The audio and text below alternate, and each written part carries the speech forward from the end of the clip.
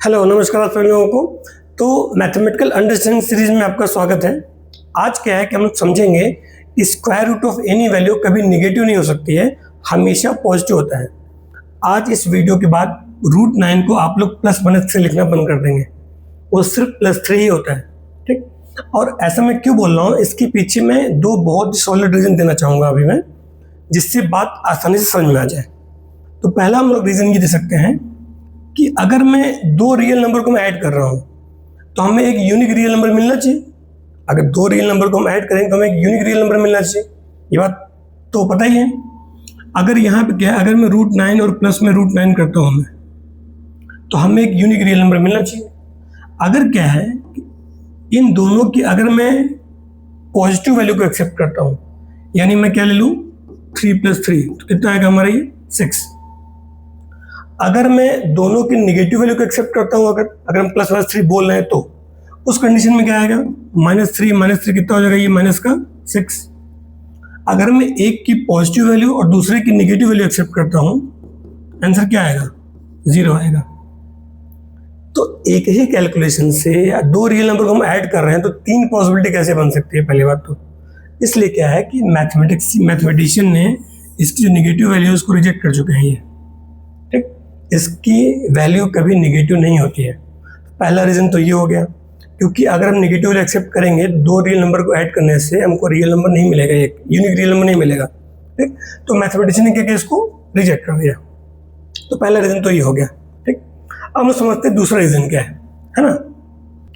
तो अब बात करते हैं सेकेंड सॉलिड रीज़न क्या है जिससे हम इसको रिजेक्ट कर सकते हैं नेगेटिव वैल्यू को। तो मैं यहाँ पे कुछ मैथमेटिकल ऑपरेशन परफॉर्म करूँगा और आप लोगों को बताना कि गड़बड़ कहाँ पे हुआ है, इसमें गलती कहाँ पे हुई है। वहाँ पे क्या है, -1 = 1 आ जाएगा अभी। ठीक, देखते हैं।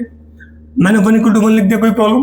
मैंने दोनों साइड 4 से डिवाइड कर दिया, कर सकते हैं, वैलिड है। मैंने क्या काम किया, इसको -1/2 का स्क्वायर लिख दिया, इसको 1/2 का स्क्वायर लिख दिया। ठीक, दोनों साइड स्क्वायर है तो मैंने क्या ले लिया, अच्छा ये भी 1/4 है, ये भी 1/4 है ना। दोनों साइड स्क्वायर है, मैंने क्या किया, स्क्वायर रूट लिया और मैं 2 को हटा दिया। ठीक, यहाँ पे क्या आ गया हमारा, -1/2 = 1/2। ये सब पड़ गया, कितना आ गया, -1 = 1। यहाँ पे वही गलती हुई है, हमने स्क्वायर रूट की नेगेटिव वैल्यू ले लिया है, ऐसा पॉसिबल नहीं है। बात समझ आती है। तो ये प्रॉब्लम है जिसकी वजह से मैथमेटिशियन ने नेगेटिव वैल्यू को रिमूव करके एक मॉड फंक्शन डिफाइन किया। ठीक, बात करते हैं उसके बारे में। ठीक, तो मॉड फंक्शन में क्या होता है कि मैथमेटिशियन ने ये बोल दिया है कि square root of any number जो होगा वो क्या होगा, हमेशा मॉड x होगा। क्या होगा, मॉड x। मतलब हमें क्या है कि यहाँ हमेशा से कौन सी वैल्यू लेनी है, इसकी पॉजिटिव वैल्यू लेनी है। ठीक, अब पॉजिटिव वैल्यू लेने का क्या मतलब है कि अगर ये x नेगेटिव आएगा तो हमें उसको नेगेटिव से मल्टीप्लाई करके पॉजिटिव बनाना पड़ेगा। पॉजिटिव है तो कोई बात नहीं है।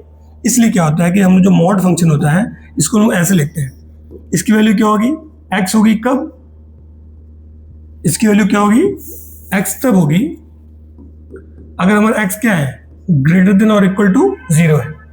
और यहाँ हम लोग क्या करेंगे, इसको -x कब लिखेंगे, जब x की वैल्यू क्या होगी, <0 होगी।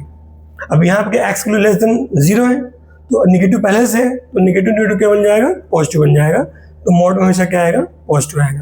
तो कभी भी स्क्वायर रूट जो होता है किसी नंबर का वो हमेशा पॉजिटिव नंबर ही होता है। उम्मीद करता हूँ बात समझ में आ गई है, वीडियो को अच्छा लगा होगा। Thank you so much.